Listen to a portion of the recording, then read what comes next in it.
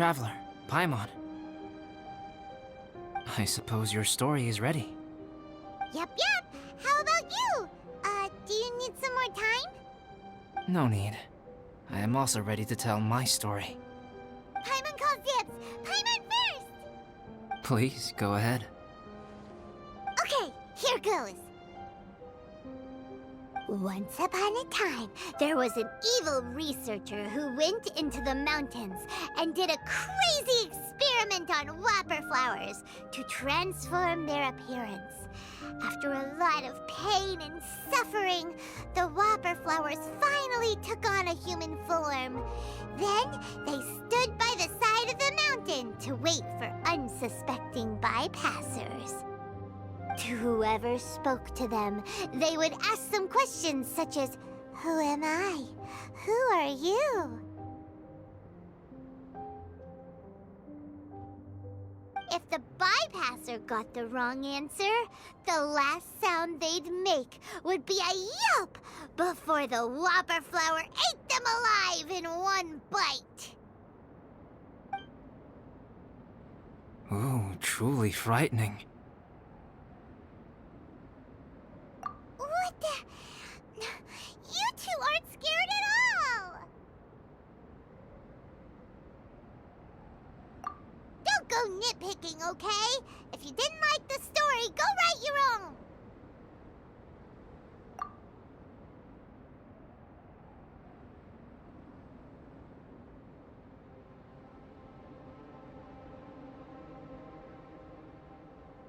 In other words, the whopper flowers would ambush and then completely replace their victims. And then what? Go back to where the person lives? Enter their home? Eat their whole family? Ah!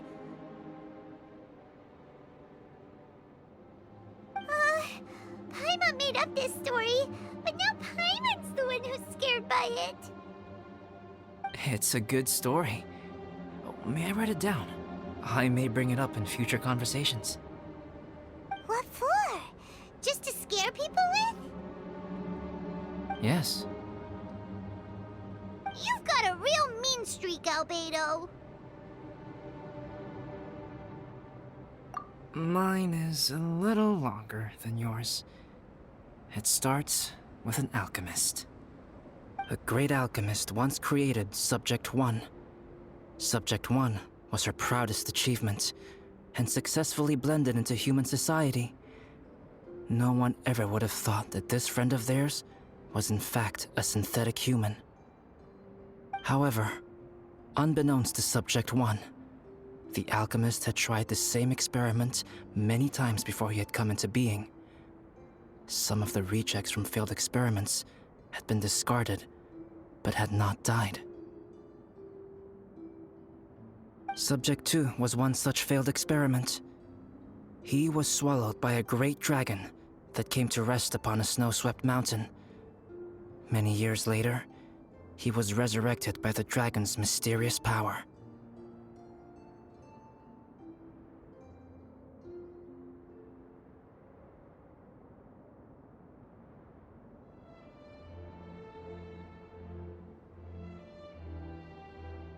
He saw all kinds of people on the mountain, including Subject 1, who had somehow miraculously blended in among them. Never in Subject 2's wildest imagination had he thought it possible for experimental life forms such as they to deceive everyone so successfully. He saw the way humans accepted Subject 1 as a friend, witnessed their affection as they addressed him by name.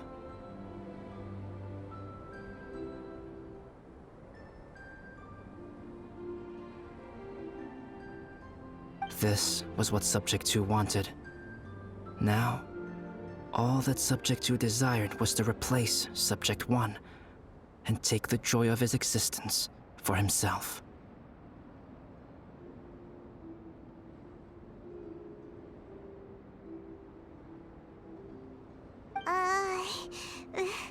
This is giving Paimon the chills. So scary. Subject 2 began to unfold his plan. He stole Subject 1's books and notes, and studied all that Subject 1 had learned from the alchemist. Subject 2 was highly intelligent, and he learned quickly. He changed his face into an exact replica of Subject 1's face. Then, he found a plant with mimicry capabilities and transformed it using dragon blood and alchemy.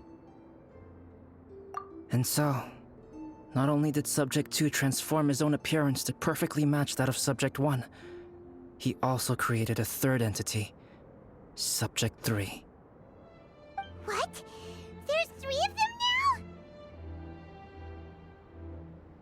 But Subject 2 wanted to become a perfected human. So, he erased a mark on both his and Subject 3's necks. For these marks were symbols of imperfection. In my view, it was probably a subconscious act, an instinct. He so desperately craved to become a perfect human being that he forgot something.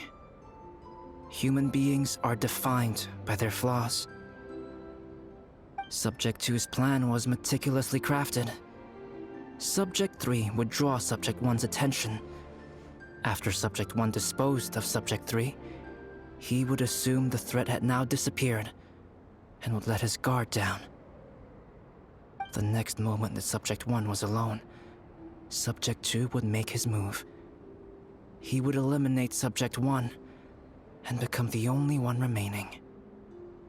He would secretly replace the Subject 1 of everyone's memories and inherit his identity, residence, clothing, sword, name, and friends. People would have no idea that the individual they knew had become somebody else from one day to the next. This is way too scary. Paimon's never gonna be able to trust anyone again.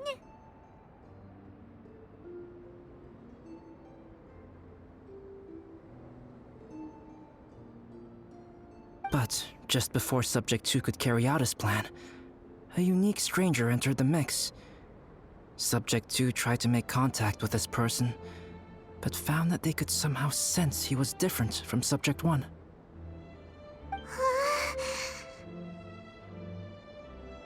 What's wrong? Are you scared? What happened then? What happened to the stranger? He became a new stage in Subject 2's plan. One more person that Subject 2 had to dispose of. It's as if there were 3 identical roses in a garden. Only one of the 3 was a fine specimen, while the other 2 were defective specimens that bore poisonous thorns. In all the world, only the gardener who tended to them could tell which was the good specimen.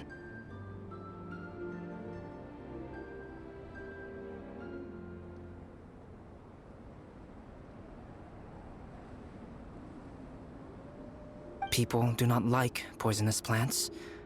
Only a perfect rose can fetch a high price.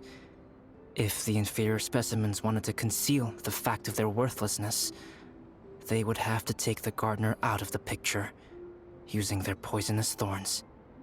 This is exactly what Subject 2 was thinking.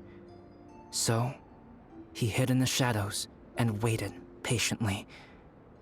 Maybe soon, he would get his chance to become truly human.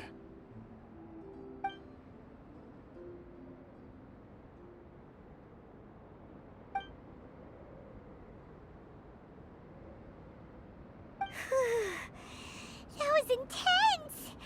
So what happened after that? Did Subject 2's plan succeed?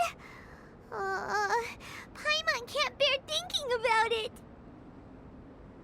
Fortunately, it is just a story. And even in this story, Subject 2 did not succeed. But you can never let your guard down on Dragonspine.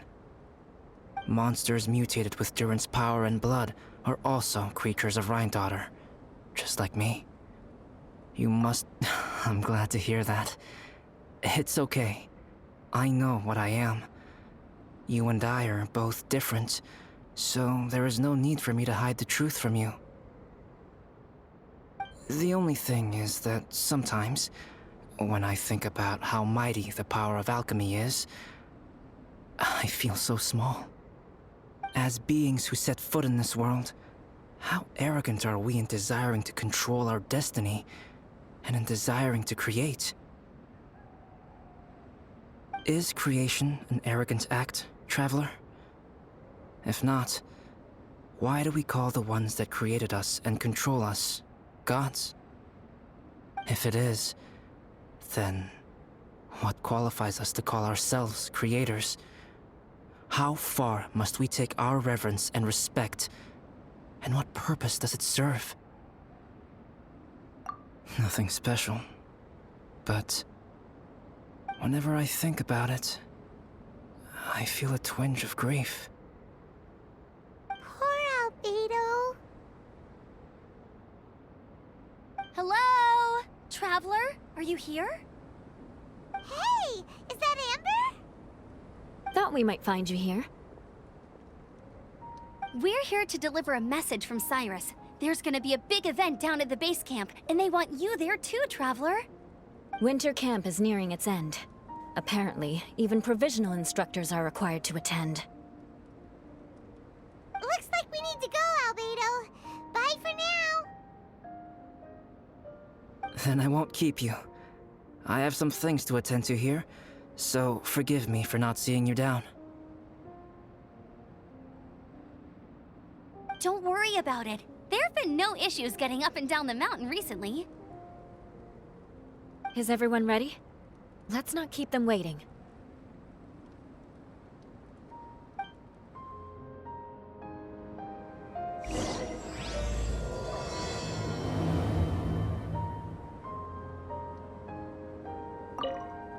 Go ahead.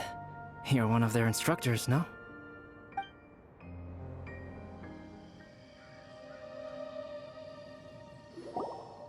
Huh? Who is this guy?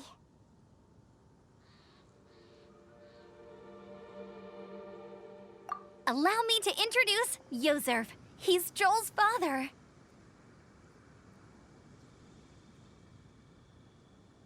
Dad, this is that traveler I was telling you about. The traveler's helped me out loads in the past, and this time we even built a snowman together. Joel has told me everything about you. I can't thank you enough. Wow, this is amazing! Wait a second. Why is Cyrus discreetly wiping tears away? And what is Pallid doing here? Pallid is the hero of the hour this time. Go on, Pallid. Tell us what happened in your own words. Okay. The weather was fine on that fateful day, and I had a feeling that Lady Luck was smiling down on me. So I trusted my gut and set off to explore somewhere new, somewhere dangerous. Because where there is great danger, there is also great treasure.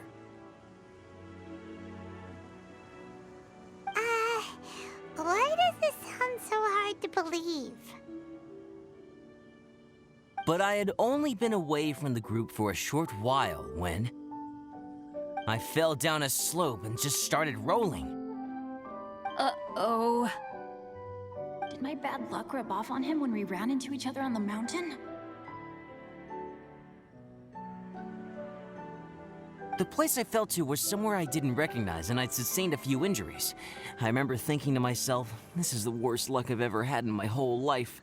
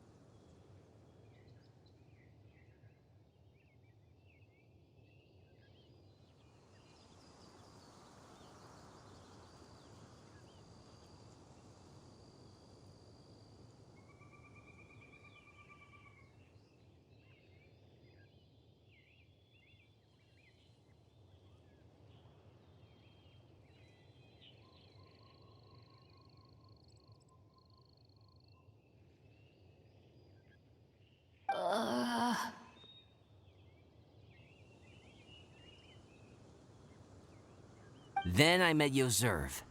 He'd heard the sound of me falling and came out to see what was going on.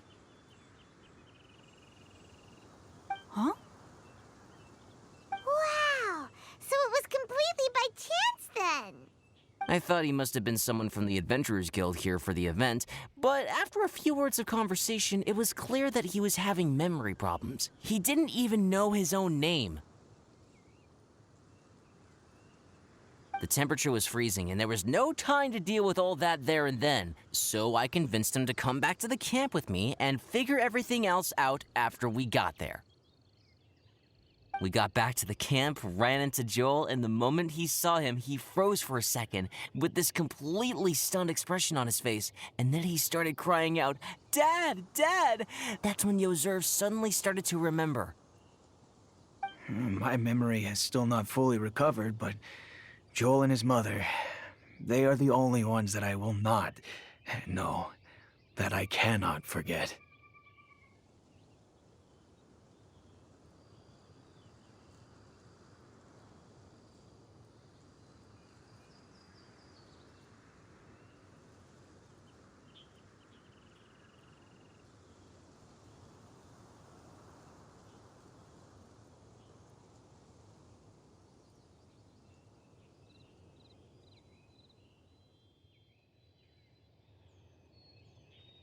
Daddy. Daddy's right here, Joel. Daddy's right here.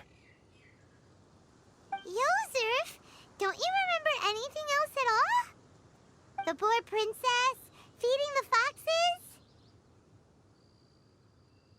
foxes? I'm sorry. I have no recollection. Maybe it's because of the head trauma. I'm not sure.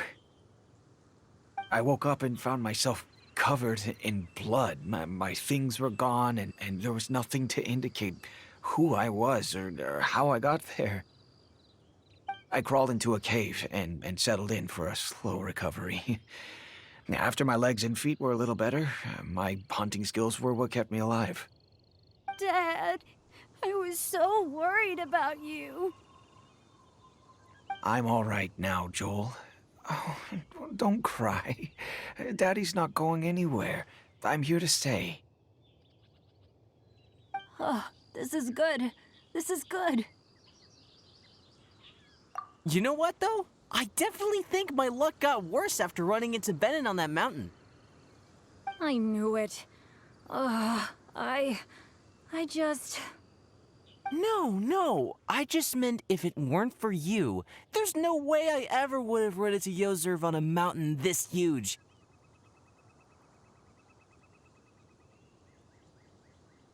Besides, we got back safely, didn't we? So don't blame yourself. Maybe sometimes miracles can only happen when you get just unlucky enough. Palette. When did you become such a smooth talker, huh? Huh? Am I? I was just telling the truth. Oh, yeah. I want to say thank you to the Traveler, Uncle Cyrus, Auntie Eula, and Auntie Amber. Thanks, everyone. You all helped look after me, and I will always remember it. But I guess I can't take the snowman with me, or it'll melt once it leaves Dragonspine. It's such a shame. Oh, I can help with that. One moment. Huh? Eula? Here, take this. It's powdered rime. Just add it to your snowman, and it will never melt. Wow! Really? Oh, this is awesome! You're the best, Auntie Eula! Dad, I have an unmeltable snowman now! How cool is that? How can I ever repay you all? Thank you all. Thank you from the bottom of my heart. Dad, I want to go move the snowman. Can we do it now, please? Okay. I'll be leaving with Joel now. I'm sure I'll see you all another day. Very well, very well. It's time for Pallet and I to have another discussion concerning his breaches of adventurer discipline. Cyrus, I think I kind of made up for my mistakes this time, you know? See you guys! Oh, I made this for you and Amber. Think of it as a winter souvenir. Aw, are you sure? This must be really important to you. Come on now, just take it. No need to make such a fuss. Wow! Now our snowman won't melt either! Great! You're welcome. Just keep it. That's all I ask. Amber and I have some business to attend to now. See you later.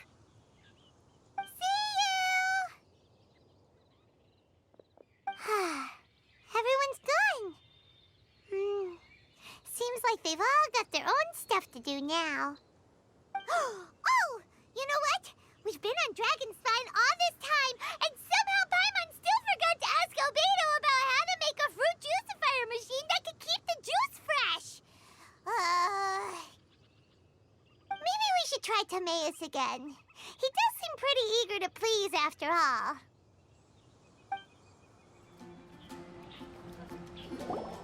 Timaeus! Traveler and Paimon, what can I do for you? Wait a minute. You've got that mischievous look on your face. Oh, you're not still thinking about that ridiculous juicer thing, are you? Timaeus, will you help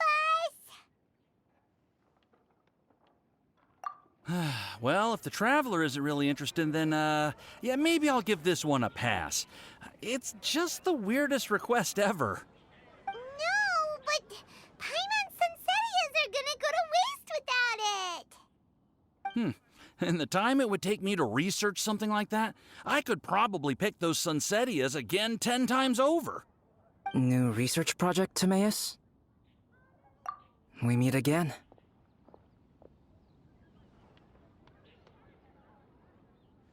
Oh, Albedo, thank goodness. So the situation is, Paimon wants a machine that can turn fruit into juice and keep the juice fresh. I mean, surely it's... Majorly important, that's what it is. If you can manage to invent this, we'll never have to worry about fruit going bad ever again. That's impossible.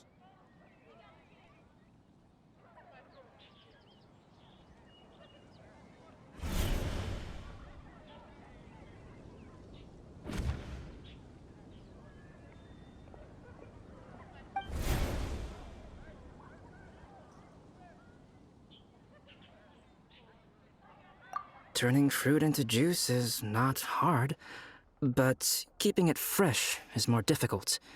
But if you simply want to keep the fruit from rotting, there are many ways to achieve this. Right, Traveler?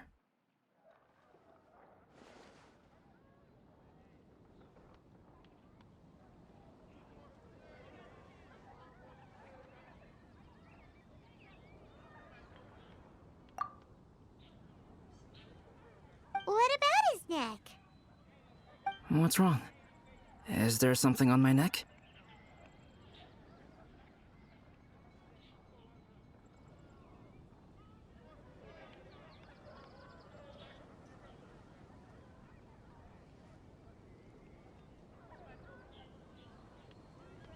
From the look on your face, it's as if you thought I just played a practical joke on you that was in exceedingly poor taste.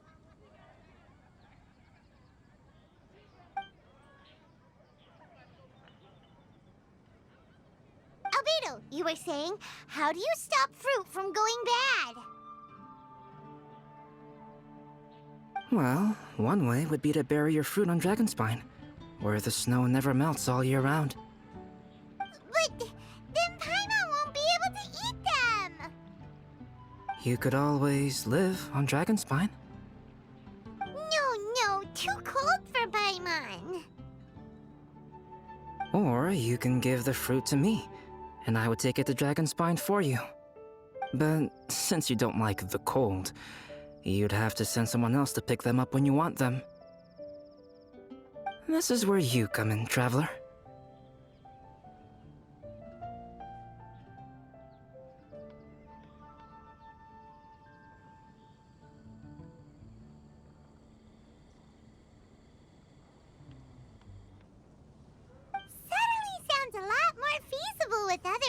doing all the work. Okay then, shall we go with that idea? Fruit buried on Dragonspine will stay fresh for much longer. However, it is also possible that the fruit will sprout and grow into fruit trees. Who knows? Maybe the next time you visit, it will have grown into an orchard. You can water the trees, add fertilizer, and when they finally bear fruit, you will have some fresh sunsettias. No way! Then Paimon will have to be a gardener. That's not the goal here.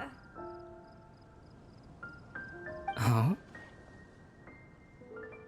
Well, I don't think being a gardener is so bad.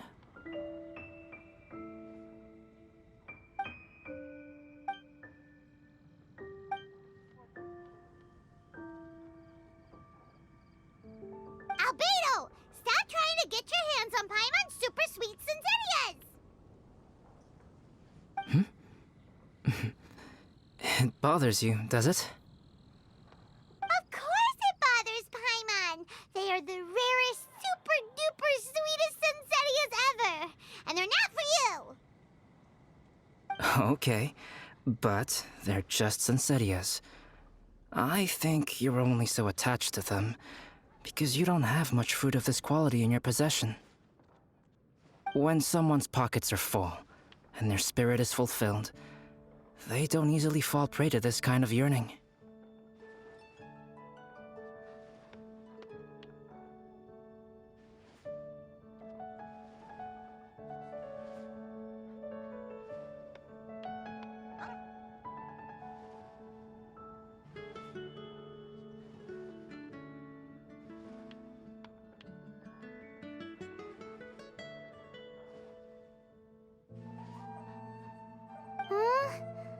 Really?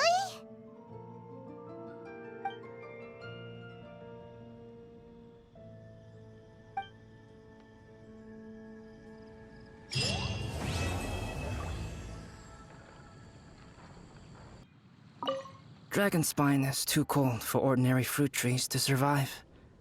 But if, one day, Dragonspine did become home to gardens and orchards, there would be more reasons for people to visit. Perhaps a little life is the key to attracting people. Life may exist in all kinds of unfathomable forms, and in all manner of unthinkable environments. Mysterious, yet tenacious. Perhaps this is what makes life so special. Alchemy truly is fascinating.